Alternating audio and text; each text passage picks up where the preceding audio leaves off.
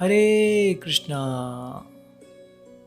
एक बार सूरदास जी श्रावण मास के महीने में गोवर्धन पर्वत पर ही कहीं जा रहे थे और गड्ढे में जा पड़े।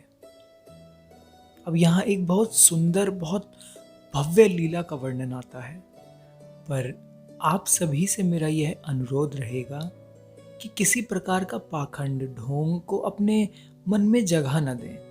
ये लीलाएं भक्त और भगवान की अगाध श्रद्धा से उनके बीच इसलिए होती हैं ताकि ज्ञानी लोग इससे कुछ अर्थ निकालकर उस पर चल सकें, तथा जो भोले भक्त लोग हैं तथा साधक हैं अपनी उपासना, अपनी भक्ति को बल दे सकें।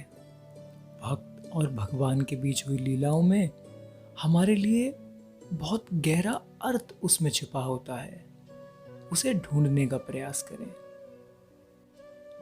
आप कोशिश करेंगे तो सहज ही जान जाएंगे। अब सूरदास जी जब गड्ढे में पड़ गए तो कहते हैं कि श्रीमती राधा रानी और स्वयं श्री ठाकुर जी आए और प्रभु ने हाथ दिया बाहर निकालने के लिए। वह अत्यंत कोमल, अत्यंत प्रेमपूर्ण उस स्पर्श को पाते ही सूरदास जी जान गए कि ये प्रभु हैं। उस दिन सूरदास जी को नेत्रहीन होने का अगाध दुख और पीड़ा हुई। वे सोचने लगे कि आज अगर नेत्र होते तो प्रभु को देख लेता। अब कहते हैं ना, भक्त का मनोरथ सफल करने के लिए भगवान भी आते हैं। तो एक बार सूरदास जी मल्हार राग गा रहे थे तो श्री श्यामाजू तथा हमारे श्री प्रभु उस गान से मोहित हो पधार गए। तो जब श्रीमती राधा रानी करीब जाने लगी तो ठाकुर जी बोले, हे स्वामिनी, ये अंधा तो है पर बहुत चतुर है, इसके निकट मत जाइएगा, ये आपके चरण पकड़ लेगा।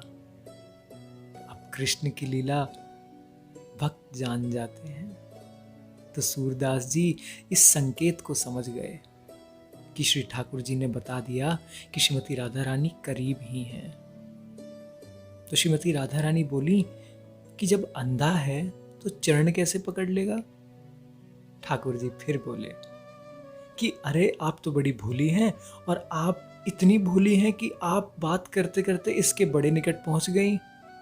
अब तो ये चरण पकड़ ही लेगा। अब सूरदास जी सोचने लगे कि उस दिन एक विचार ही तो आया था कि नेत्र होते तो प्रभु को देख लेता। आज मेरे प्रभु की मुझ पर ऐसी कृपा। श्री ठाकुर जी फिर बोले कि श्यामाजू, तुमने ये क्या कर दिया? अपना दाया पग आगे बढ़ा दिया, अब तो ये झटाक आपका चरण पकड़ लेगा। अब के सूरदास जी चूके नहीं और श्री प्रिया जी के चरण पकड़ लिए। और जब श्री प्रिया जी ने चरण छुड़ाया तो उनके पायल का नुपुर सूरदास जी के हाथ में रह गया। अब श्री प्रिया जी बोली कि बाबा, ये नुपुर हमारा है तो इसे लौटा दो।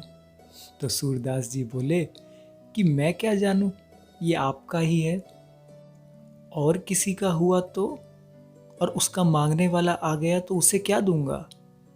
शिवप्रिया जी सोचने लगी कि ठाकुर जी ठीक कहते हैं, अंधा तो है पर बड़ा चालाक है।